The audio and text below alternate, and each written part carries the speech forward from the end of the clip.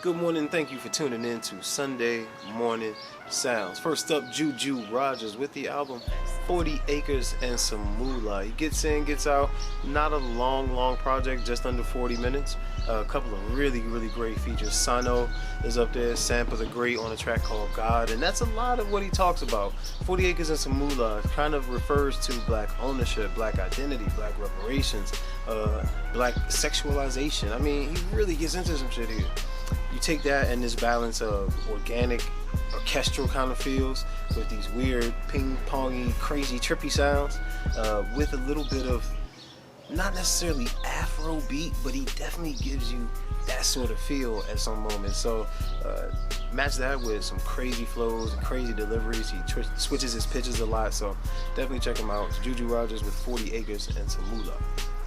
Next up is Gashi with the self-titled debut album, Gashi. Now, he signed to Rock Nation. What was interesting was he was literally signed to Rock Nation and still working his job as a trash man.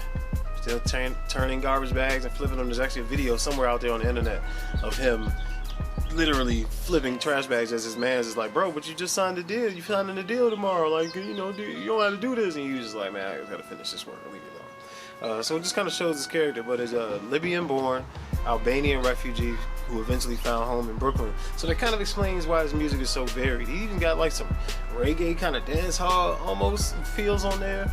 He's got some hard EDM, stadium, up and down, jumpy type things. But the bars never really trail off at any point. He does give you some sing-songy feels. G-Eazy's up there, French Montana's up there, with one of the best French Montana sightings in a while. Definitely shout out to bringing that out of French. But shout out to Gashi. This is a really strong debut. There is growth to be had, but I'm really liking where this kid's going. A lot of upside to him. So newest kid off the Rock Nation label, Gashi with the album Gashi. Next up, out of Stockton, California, just east of the Bay Area, so a lot of Bay Area influence, is Don Quez, Bite the Bullet. Now, Don Quez is not me trying to hide as an artist, so go check him out. But he got a feature from Pilo up there, kind of a stamp from one of the, I would say even young legends, the young legends of the Bay Area. So Pilo's up there, and he gives you that sort of Bay bounce all across the album that make you want to, be in his face, you know what I'm saying? But it's really dope stuff, especially to be a young, newer artist. He does give you flow, he gives you plenty of content as well. There's some storytelling, some imagery as well. But I like him. Don Quez, Bite the Bullet. Next up, out of Newport News, Virginia, Skuzii, Two Highs, with the album If It's Not One Thing, It's Another. It's technically listed as an EP, but by Grammy standards, more than 5 tracks, more than 15 minutes. So we put it on the show. But I love how reminiscent it is. He tells a lot of stories of tells about how I was riding with his friends in the old whip, things of that nature. So it's very reminiscent, very introspective and open in that way, especially for early work for a young artist.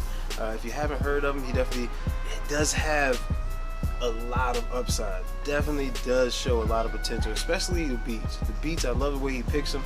Virginia is kind of known for picking a good beat, but I love the way he picks his beats. They're very grand without being weird, if that makes sense. Weird is not bad, but he found a way to definitely, I think, touch a lot of different bases with his beat selection on this one. So check it out. If It's Not One Thing, It's Another by Skuzii. And next up, Miss SampaTheGreat, a veteran of the show here, with her new album, The Return. And it really is a return. She brings along a lot of friends. Hussein is up there, Thundo and Crown up there a couple of different times. And she takes it from Africa to sort of hard street shit all the way to soulful, jazzy, kind of riding the razor's edge of jazz. Brings in a lot of instrumental stuff. You can tell a lot of this stuff was written before the beat existed, so it wasn't like she shot for beats and was inspired by the beats. I think a lot of these rhymes existed in like poetry form maybe before she chose a beat to put them over, because a lot of the beats kind of fit the words. They kind of formatted to the words. So it's really dope in the way that I feel like she spent her time crafting this one. But it's a really good album, something that you need to just get high and listen to and just let it play from beginning to end. But it's The Return by SampaTheGreat.